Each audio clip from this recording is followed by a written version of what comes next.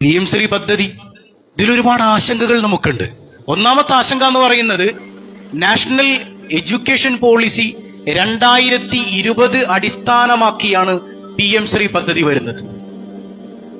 NEP-യിലെ പല നിർദ്ദേശങ്ങളും കാവ്യവൽക്കരണത്തിന്റെ ഭാഗമാണ്.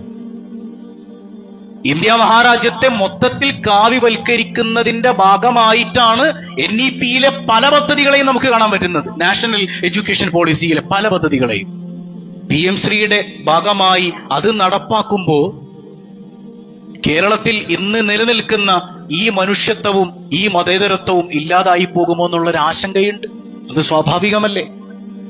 മാത്രമല്ല, NEP-യിലെ പല പദ്ധതികളിലേക്ക് നോക്കുമ്പോൾ ഇത് കോർപ്പറേറ്റുകളുടെ കീഴിൽ കൊണ്ടുപോയി അടിയറവ് വെക്കേണ്ടി വരുമോ എന്നുള്ള ആശങ്കയും ഈ കേരളത്തിൽ ജീവിക്കുന്ന ഓരോരുത്തരുടെയും മനസ്സിൽ നുരഞ്ഞു പൊങ്ങുന്നുണ്ട്. മറ്റൊന്ന്, സിലബസ് രൂപീകരണത്തിലെ കേന്ദ്ര ഇടപെടലാണ്.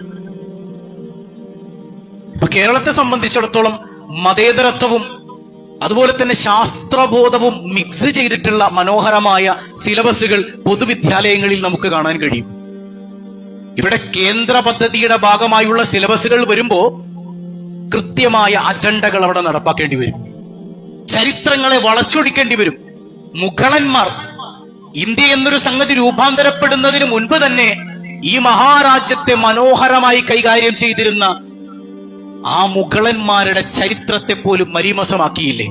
അവരെ തീവ്രവാദികളാക്കി ചിത്രീകരിച്ചില്ലേ? ആ ചരിത്രത്തെ വളച്ചൊടിച്ചില്ലേ?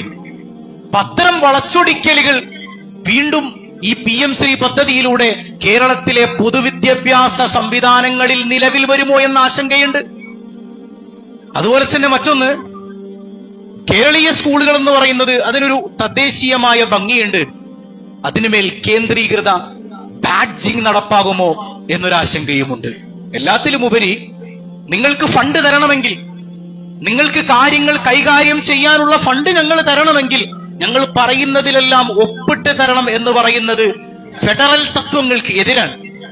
അതുകൊണ്ട് തന്നെ അത് ഭരണഘടനയെ കൃത്യമായി അതിന്റെ നെഞ്ചു നോക്കി കത്തിക്ക് കുത്തുന്നതിന് സമാനമാണ്.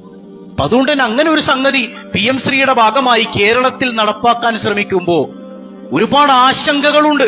പ്രത്യേകിച്ച് മതേതര മനസ്സുകൾക്ക്, ന്യൂനപക്ഷങ്ങൾക്ക് കൂടുതൽ ആശങ്കയുണ്ട്.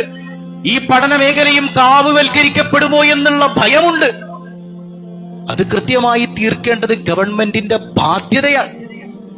ഇലക്ഷന് മുമ്പ് നമ്മൾ പറഞ്ഞിരുന്ന പല കാര്യങ്ങളും മറന്നുപോയിക്കൊണ്ടാകരുത് പ്രവർത്തനം എന്ന് കൃത്യമായി ഉണർത്തേണ്ടത് പണ്ഡിതന്മാരുടെയും സാധാരണക്കാരുടെയും എല്ലാവരുടെയും ബാധ്യതയാണെന്ന് മാത്രം പറയട്ടെ. എന്നാൽ അതോടൊപ്പം നല്ല കാര്യങ്ങളെ നമ്മൾ പ്രൊമോട്ട് ചെയ്യുക കൂടെ വേണം.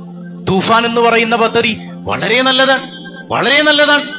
നമ്മളൊരു രക്ഷിതാവ് എന്ന നിലയിൽ, ഒരു സഹോദരൻ എന്ന നിലയിൽ, ഒരു കൂടപ്പിറപ്പ് എന്ന നിലയിൽ, എല്ലാത്തിലുമുപരി ഒരു മനുഷ്യൻ എന്ന നിലയിൽ അതിനെ പിന്തുണച്ച് എല്ലാ കാര്യങ്ങൾക്കും ചേർന്ന് നിൽക്കേണ്ടത് നമ്മുടെ മേൽ ബാധ്യതയായി മനസ്സിലാക്കേണ്ട ഒരു സംഗതി തന്നെയാണ്.